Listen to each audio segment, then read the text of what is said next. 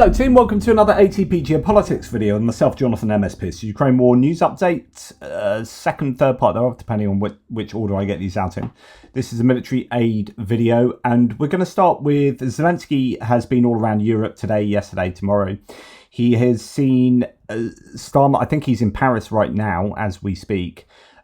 He was with Keir Starmer in Downing Street in London, and also Mark Rutte, former Dutch Premier, who is now head or Secretary General of NATO. They have met. Mark Rutte has said, and the reason I'm mentioning this here, well, now at the front end, because I just want to give a quick, I guess, worry that I have to you. So, what's Mark Rutte said? There are all the legal grounds for allowing Ukraine to strike missiles deep into Russia. So, the classic lift restrictions, come on, let's allow Ukraine to hit Russia deep in their own territory with Western-provided weapons. He's saying Ukraine has a right to use its weapons if they can hit targets in Russia. These targets pose a threat to Ukraine, but whether individual allies will do this in the end, it always depends on them. So, in other words, the US will say what the US will say. Take that on board within the context of Russia sending its second MiG-31K to Belarus. And that's a Kinzhal-carrying missile. I don't know, but I get the sense that Russia are just going to take more and more risks with the international community because A, they've kind of got away with it so far, but B, it's probably quite desperate for Russia. I think things are probably quite challenging for Russia, which is why we are seeing a number of things. What we're seeing, and we'll come to this later, we're seeing North Korean troops apparently inside Russia / Ukraine. So they are pulling on bilateral agreements with North Korea akin to sort of Article 5. And the kind of part of that is going to be what we got to lose. Russia have to win this, and they have to win this well enough that if negotiations are forced upon both countries, that Russia is in the ascendancy and in the best position to be able to do X, Y, and Z. So when you see Russia sending their Kinzhal carriers to Belarus because it protects their aircraft from being attacked in the skies over Belarus and being attacked in airbase in Belarus, this is them just saying, well, we might as well, what have we got to lose? We might as well start attacking from Belarus. Let's use Belarus and abuse Belarus, and they might eventually, if Ukraine then strikes at air bases within Belarus, then maybe we can get Lukashenko to help us out with troops and materiel. Let's get North Korean troops in and helping us. What are they going to do about it? At the end of the day, every time push comes to shove, well, not every time, because actually the US, for example, has given Ukraine greater and greater capabilities, but it takes an awful lot of pushing the US to do that. Russia, on the other hand, they're getting freaking North Koreans in to help them out, and they're co-opting Belarus in. I just get the sense Russia are just throwing caution to the wind now. I really do. Anyway, with regard to Zelensky being in London, and this is it John Healey, the defence minister? By the end of the year, more British AS-90 artillery systems will appear at the front, according to Ukrainian Minister Rustem Umerov. I don't know whether that means they're going to secure some extra ones. We know that another 10 have been secured. There can't be many left because we're phasing these out. So I assume there'll be ones that they'll be using for training and so on and so forth, and a few left in the warehouses. Are these extra ones, or is it just about getting the ones that have already been pledged actually to the front line? Don't know. Quote, we have good news about long-range weapons and robotic systems. The enemy will feel it on the battlefield. So they're not obviously going into any further details there, but have secured, one presumes, extra long-range weapons. UK is also actively working to train and equip Ukrainian Strategic Reserve Brigades. Operation Interflex taking place inside the UK.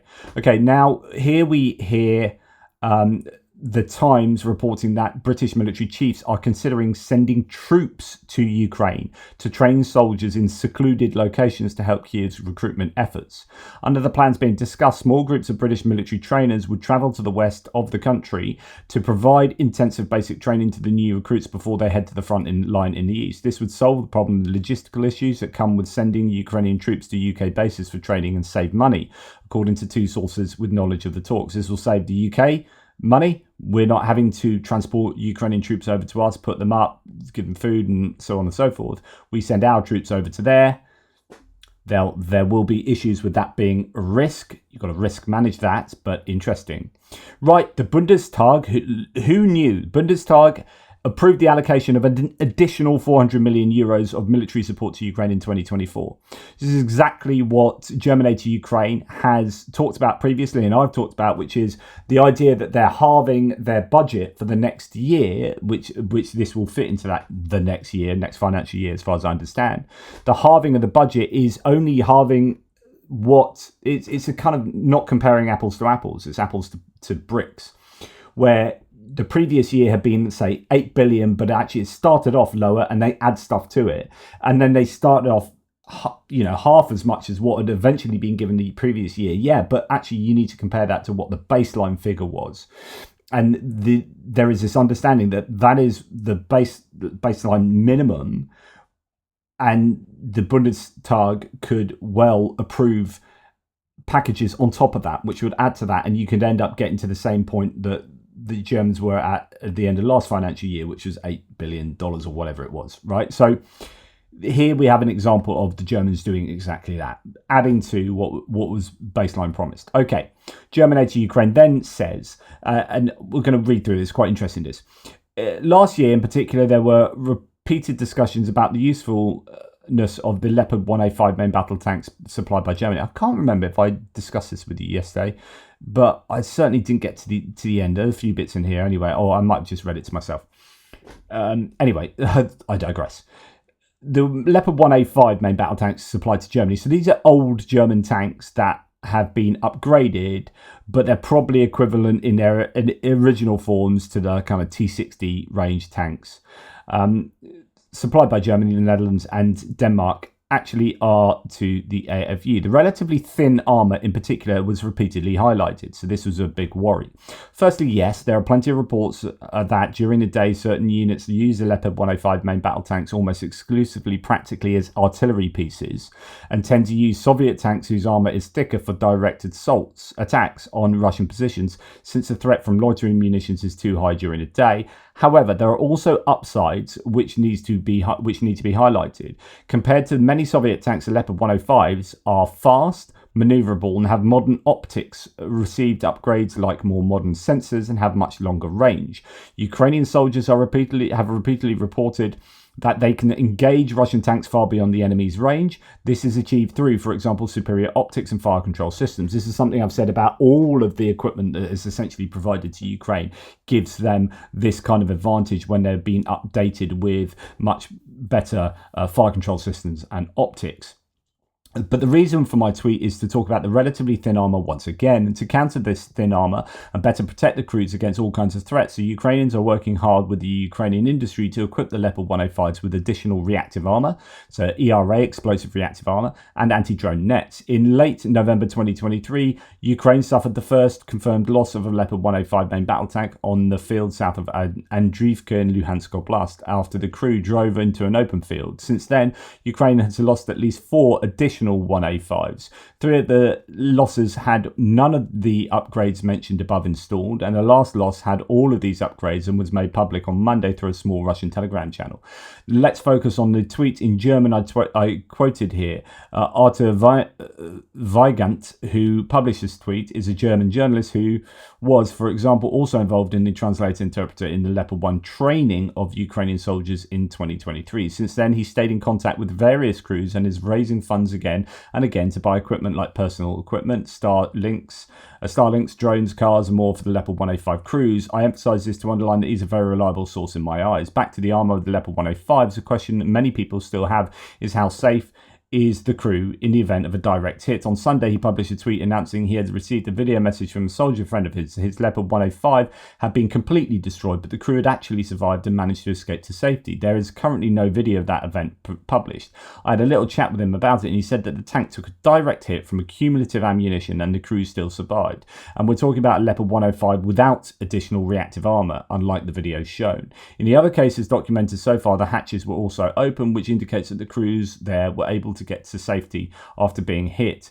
That's 5 documented losses, 5 instances where hatches were open, which indicates that the crews escaped safely. In some videos, you even see soldiers running. In how many cases can we say that about the crews operating Soviet tanks? So I'd like to say that it is certainly true that Soviet tanks in many cases have thicker armour and at first glance offer better protection against hits, but the Leopard 105 should not be underestimated and are still a good deal for the AFU. After seeing his tweet, I wanted to highlight that once and for all. Interesting. A bit of understanding of the Leopard 105 there. Now, German aid to Ukraine says also, at Germany's request, Switzerland has today agreed to swap delivery schedules for RGW-90s. These are Matadors. They are man-portable anti-tank weapons, so ATGMs, anti-tank guided missiles, in order to allow for faster delivery. So the RGW-90s that were supposed to be delivered to Switzerland in 2025 will now instead be delivered to Ukraine, while the deliveries of the RGW-90s to Ukraine, originally scheduled in 2026, will then go in turn to Switzerland. To date, Germany has contracted up to 12,944 of these for Ukraine. Could partly be other kinds of man-portable anti-tank weapons as well, and have delivered 13,000 of them since 2022. Wow, that's an awful lot. We don't hear much mention of RGW-90s. Anyway, good of Switzerland to agree to swap the scheduling there. Now, France will open weapons production enterprises on the territory of Ukraine, according to Rustem Umerov, who is now we've got Zelensky in Paris. There's all this going on. We are working on signing long-term contracts so that the French side will invest finances, open enterprises, and produce weapons in Ukraine, he added. Now, that's really good news, obviously. We also have news that the Mirage 2000, or at least a claim from Rustem Umerov, the Mirage 2000 will be equipped so that Ukraine has air superiority over Russia. This is a massive claim, right? So they're going to get 6 of these from France, I think, at the beginning of 2025. We have heard that they will have air-to-ground capability, which is not traditionally what they'd have. But for him to say they will get air superiority over Russia with these planes is fascinating. Will they have some of these much better Western weapons adapted to them? Can they fire things like the Meteor missile that so many people talk about with its great range? Is that a mistake? Is that a bit of bullishness from him that's unwarranted? Or is that a really big claim that has some potential justification? Interesting, really fascinating little nugget there. Now, somebody talking about these Mirages does big up France here. France beats the USA. From announcement to delivery, France will have the Mirage 2000 delivered to Ukraine in 3 months. It took Biden 1.5 years to deliver F-16s. Now, F-16s have been a conglomeration of a whole bunch of countries, and I don't know that it's all down to the US there, but truth be told, French have done a pretty good job in getting pilots potentially, surely they'll be trained up on time and logistics footprint sorted out, and these Mirages adapted, upgraded and sent to the Ukrainians by, in incredibly short time. That is very impressive. Now, one would hope that the training of the pilots, that's the key point there, is good enough. Right, Lithuania is allocating 13 million euros for recovery projects in Ukraine, raising its total support to nearly 1.5 billion since 2022. The funding will go to the Lithuanian Development Cooperation Fund for humanitarian assistance. Good news, Lithuania. Experts urge setting up a NATO bank to, quote, Trump-proof the alliance, according to The Guardian. To reduce the potential impact of a second Trump presidency, NATO countries should back the establishment of a multilateral lending institution, effectively a NATO bank, the report suggests. I know that there are still people out there who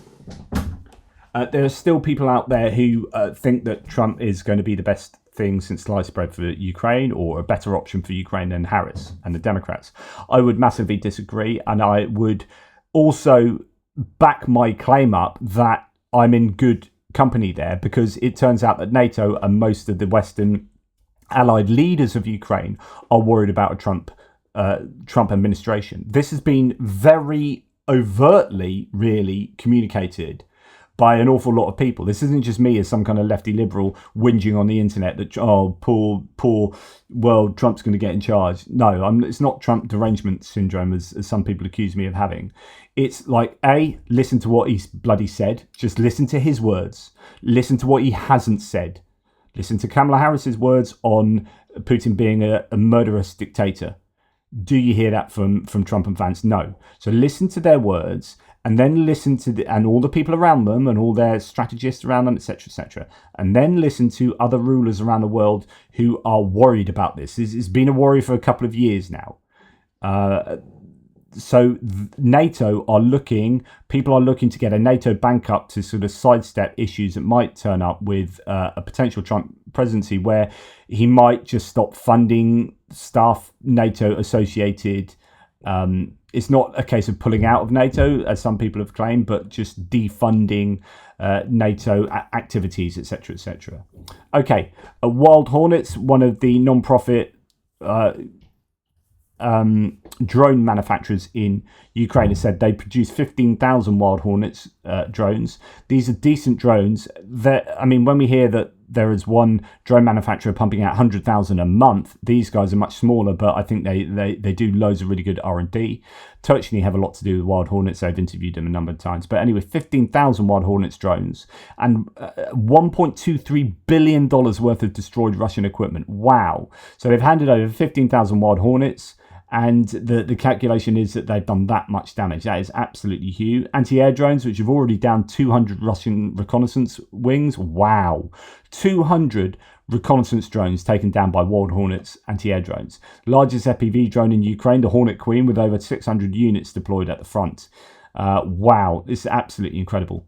So good stuff there from Wild Hornets. The Ukrainian MOD has said during the first 9 months of 2024, the Defense Department has codified and approved for use by the Ukrainians more than 140 different unmanned aircraft systems and 33 Ukrainian-made ground robotic systems, 33 UGVs. That's impressive.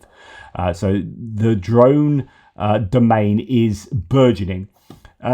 Ukraine's parliament has passed a bill allowing foreigners to serve as officers in the International Legion. Originally, the International Legion had to have Ukrainian officers. Now they're making it easier for international people to come and help Ukraine by saying that you can have officers who are not Ukrainian serving in the International Legion. Good stuff there. Now, moving on to Russian topics here. North Korea, quote, North Korea is likely to deploy members of its regular armed forces to Ukraine in support of Russia, South Korea's defense chief said on Tuesday, in the latest sign of deepening military cooperation between Pyongyang and Moscow. This goes back to what I was saying at the beginning. All the cautions have been thrown to the wind for both North Korea. North Korea is sanctioned to the hilt, so what they got to lose, and Russia are sanctioned largely, not quite to the hilt, but massively sanctioned, and they need to achieve as much as they possibly can, and they don't really care what the ramifications are.